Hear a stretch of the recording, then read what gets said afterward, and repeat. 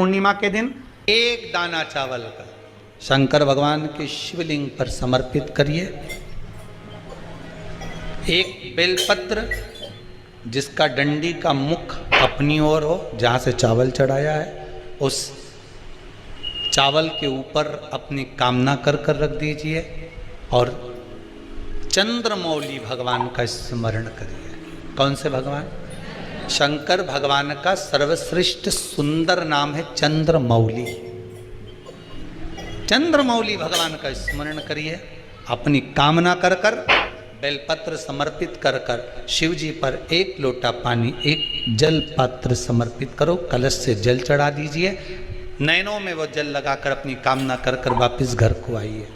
अगली पूर्णिमा आएगी, जो कामना करी है मेरा चंद्रमौली। पूर्णिमा आ रही है, कुछ नहीं करना। पीपल का एक पत्ता, उस पत्ते पर थोड़ा सा चावल, थोड़ा सा चावल पूर्णिमा की रात्रि को अपने हाथ में लेकर अपने नयनों से लगाकर शरीर पर से स्वयं उतारकर उसको दरवाजे के पास रख दीजिए।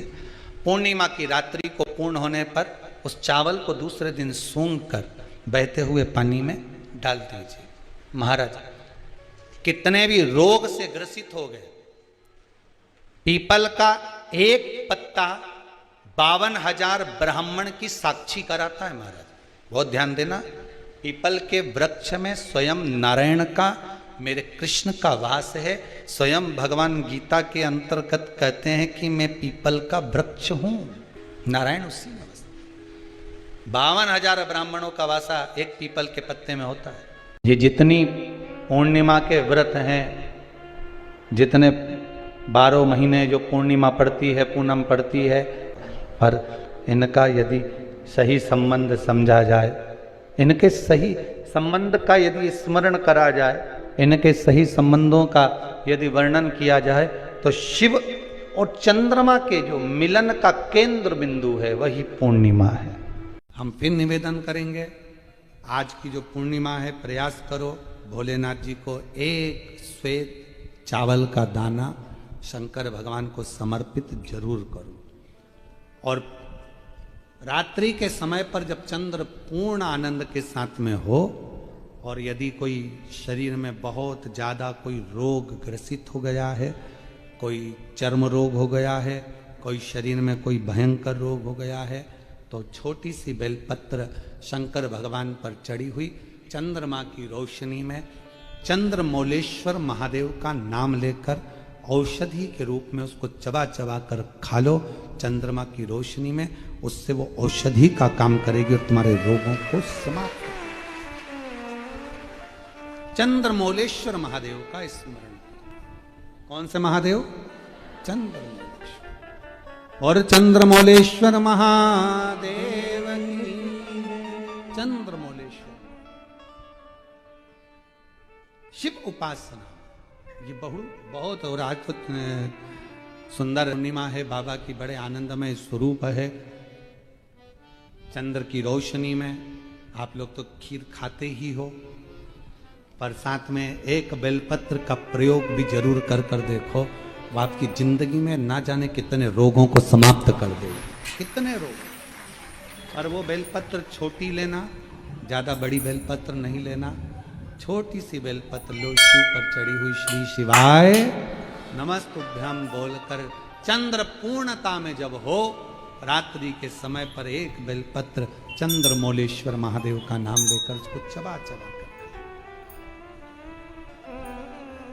जिसको खाने पर मुंह में छाले हो जाते हैं या छार छार हो जाता है, तो उसको पीस लो। पीस कर बाहर बैठकर गोली लेकर उसको पानी से निगल जाओ, पर उसको खाओ औषधि के रूप। कहते हैं पूर्णिमा की रात्रि की चंद्रमा की रोशनी एक ऐसी रोशनी होती है जिसमें जितनी औषधीय पौधे होते हैं उसमें एक बल उत्पन्न हो जाता है जो हमारे शरीर के सारे रोगों को समाप्त कर देता है। सारे आपके यहाँ खीर रखते हैं, हमारे यहाँ हम हमारे कुबेरेश्वर धाम पर बेलपत्र रखते हैं रात्रि के समय पर। और वही बेलपत्र जब कोई बहुत ज़्यादा तकलीफ में होता है तो वही बेलपत्र का चूरा बस सूख जाती है, उसको दे देते हैं, भाई यही पाते रहो। उस औषधीय तत्व है। आप लोग छत पे खीर रखो, हम बेलपत्र रख देते हैं, अमृत इसमें, वो तो पहले से ही तो बेलपत्र और बलवान हो जावे और आनंदित हो जाए। औषधि शिव तत्व है महाराज। भगवान शंकर की आराधना साधना अवश्य। लोटे में इतना बल आ गया। एक महाराज जी ने, एक महिला जल चढ़ा रही थी और महाराज जी ने उसका लोटा छुड़ा लिया। हमने एक कथा पत्र आया था टीवी पर चला वो पत्र, और अभी भी डला होगा। उन्होंने लोटा छुड़ाया और कहा इतना गंदा लोटा हो रहा तेरा, और चढ़ी पानी चढ़ाने के लिए सारा। उसने लोटा उठाकर बाहर फेंक दिया। आखिरी में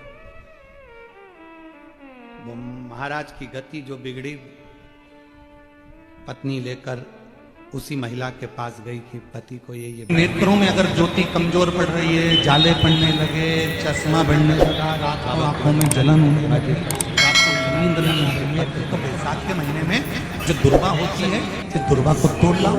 जहाँ पर अशोक सुंदरी का स्थान होता है, हमने कहा कि उस अशोक सुंदरी के पात्र का अपमान हुआ, उस दुर्वा पात्र से उसका जल चढ़ा हुआ, और कुंद के ईश्वर महादेव के पात्र को, कौन से महादेव का है? ये स्कंद पुराण कुंद का ईश्वर कुमार खंड वर्णन करता है। पात्र का बैसाख के महीने में कोई भी तिथि, कोई भी दिन, कोई भी वार आप बैसाख के महीने में कर सकते। अपमान देखिएगा, हमने दुर्गा को लेकर आओ, लगभग 20-25 दुर्गा लेना, उसको लेकर आइए। सुबह सुबह उसी पात्र, खाली पात्र को पानी में डालो, बाल्टी में डालकर उसी का स्नान कराना प्रारंभ करो।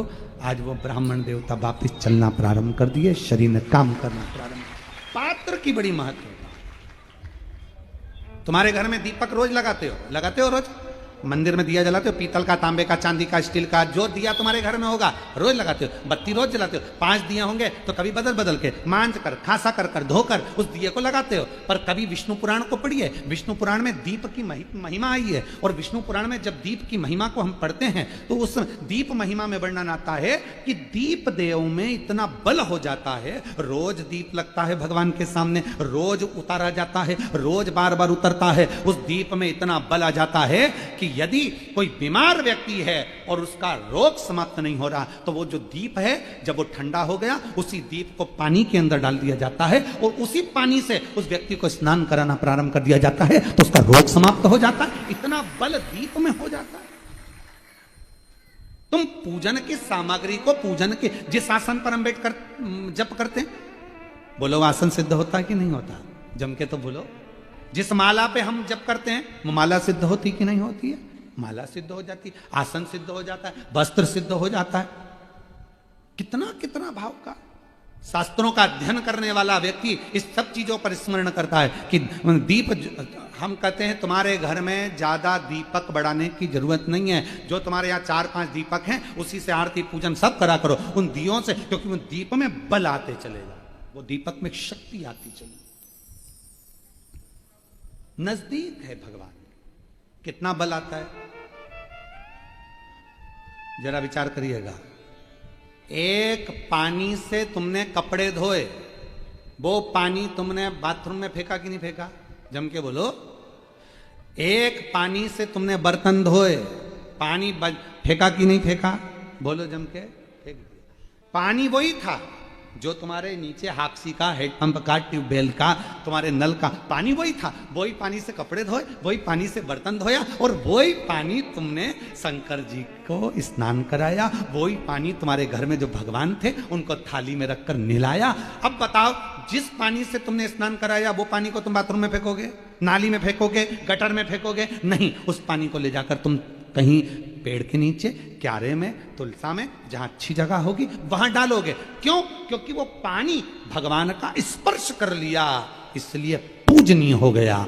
जो दिया भगवान के मंदिर में रोज जाता हो, जो लोटा भगवान के मंदिर में रोज जाता हो, वो अपने आप में सिद्ध होते चले जाता है, उसकी सिद्धि बढ़ती। शिव जी को आप 5 जगह पर जल चढ़ाते हो, थोड़ा ध्यान देना कथा पर। शंकर भगवान को 5 जगह पर आप जल चढ़ाते हो। मान लो अगर कोई विषम परिस्थिति है और आपको लग रहा है कि मेरा ये काम बाबा को कर देना चाहिए, ना जाने क्यों अटक रहा। मेरे भोलेनाथ जी को मेरा ये काम कर देना चाहिए, ना जाने क्यों अटक रहा है। तो जो जो जगह पर आप जल समर्पित करते हो, जिस जिस जगह पर आप जल समर्पित करते हो, जैसे गणेश जी की जगह पर जल समर्पित करते हो, सबको मालूम है ना, स्थान तो सबको मालूम है ना गणेश जी का। जैसे ये शिवलिंग है, ये जलाधारी है, ये दो चरण जहां से जल चढ़ाते हैं तो ये पानी घूमकर यहां से नीचे चले जाता है। अब जरा समझिएगा, आप जब शंकर जी के मंदिर, आपको लगे कि हमारा ये कार्य हो जाना चाहिए, ये कार्य हो क्यों नहीं रहा, आखिर में इतने दिन से लगी हूं, ये काम क्यों नहीं हो रहा, सबके काम हो रहे, मेरा क्यों नहीं हो रहा, तो विश्वास रखकर 5 सोमवार, 6 सोमवार, 7 सोमवार इसको कर कर देखिए। गणेश जी का स्थान जहां से पानी बहता है उसके सीधे हाथ पर, वहां पर एक बेलपत्र समर्पित कर कर थोड़ा सा जल वहां समर्पित करिए। षडानंद कार्तिकेय का स्थान, एक बेलपत्र समर्पित कर कर थोड़ा सा जल वहां समर्पित करिए। अशोक सुंदरी का स्थान, थोड़ा सा जल समर्पित करने से पहले एक बेलपत्र, फिर जल। 3 स्थान। चौथा, मां पार्वती जी का हस्त कमल, एक बेलपत्र समर्पित कर कर जल चारों तरफ चढ़ाने के बाद में।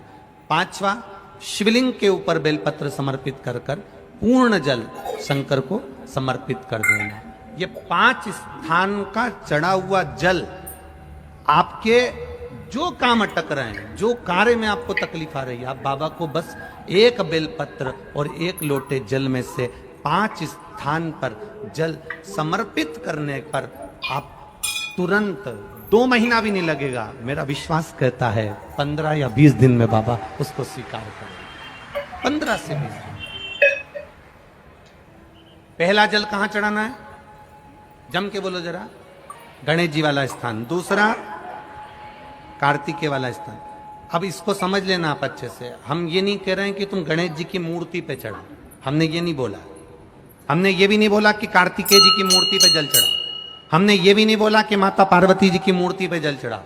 आप तो जो शिवलिंग रखा हुआ है और जो जलाधारी गोल है उस पे जो शिवलिंग रखा है, जहां से पानी बह रहा है, उसके राइट हैंड में गणेश, लेफ्ट हैंड में कार्तिकेय, बीच में अशोक सुंदरी, पार्वती जी का स्थान, हस्तकमल और ये शिवलिंग। आपको गणेश जी के ऊपर जाकर जल नहीं चढ़ाना, आपको कार्तिकेय के ऊपर जाकर जल नहीं चढ़ाना, आपको देवी जी के ऊपर जल नहीं चढ़ाना, आपको तो केवल शिवलिंग की जलाधारी पर और शिवलिंग पर जल चढ़ाना। पहला स्थान, बोलते जाओ जम के, केवल जल नहीं, बेलपत्र फिर जल। दूसरा, कार्तिकेय। तीसरा, अशोक सुंदरी। चौथा, अब पार्वती जी को जो तुम जल चढ़ाओगी और बेलपत्र चढ़ाओगी, उसमें तुम्हारा स्मरण होना चाहिए, तुम कहां बैठी हो जल चढ़ाने के लिए, तुम्हारा ध्यान कहां है, कहां बैठकर शंकर जी को जल चढ़ाना चाहिए। आपको पहले भी कथा में कहा, जहां से जलाधारी का पानी बह रहा है, इसके ठीक विपरीत जगह में आप यहां बैठ जाओ।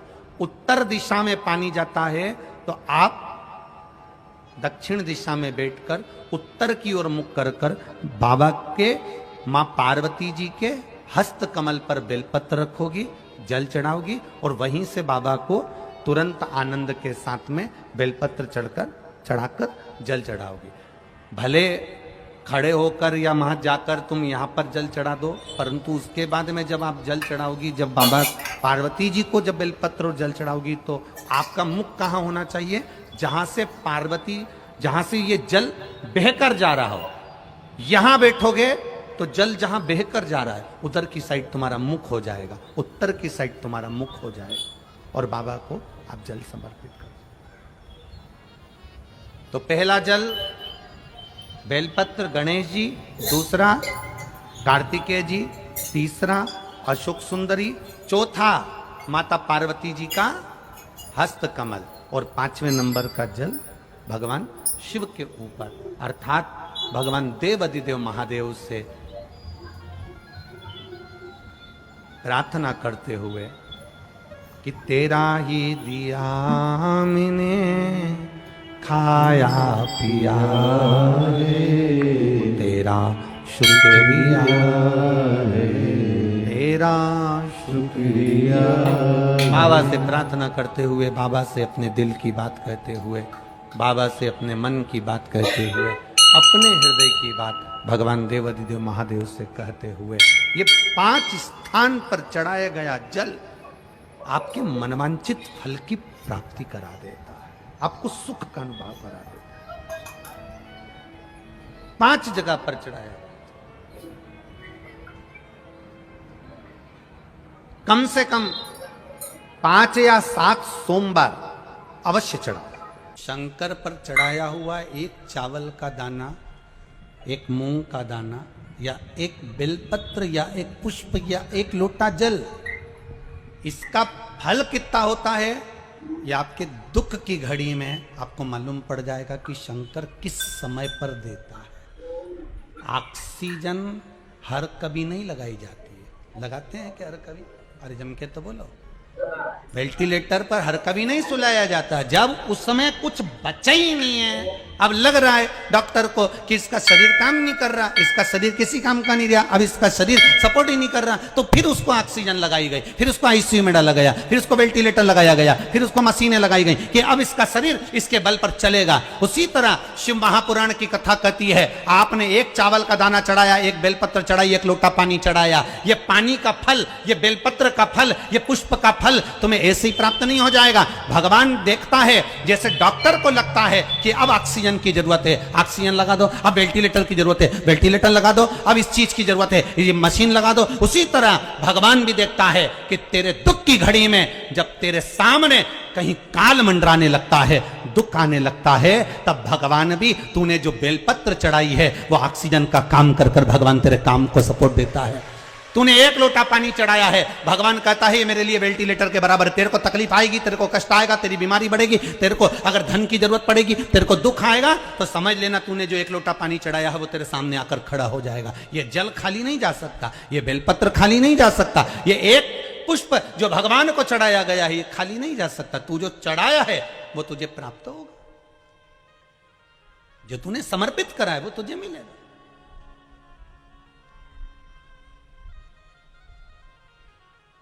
कई लोग कहते हैं शिव जी को चढ़ाया हुआ कैसे प्राप्त होगा? शंकर भगवान का कोई हम जो देते हैं, हम जो खर्च करते हैं, हम जो समर्पित करते हैं, उसका कुछ फल है?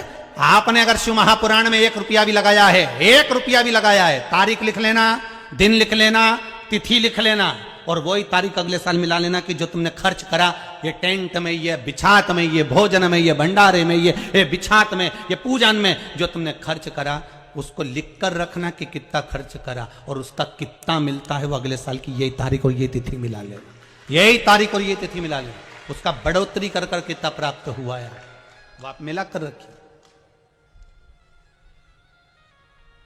आपको कितना मिला वो बाबा ही जानता है, वो बाबा ही करने वाला।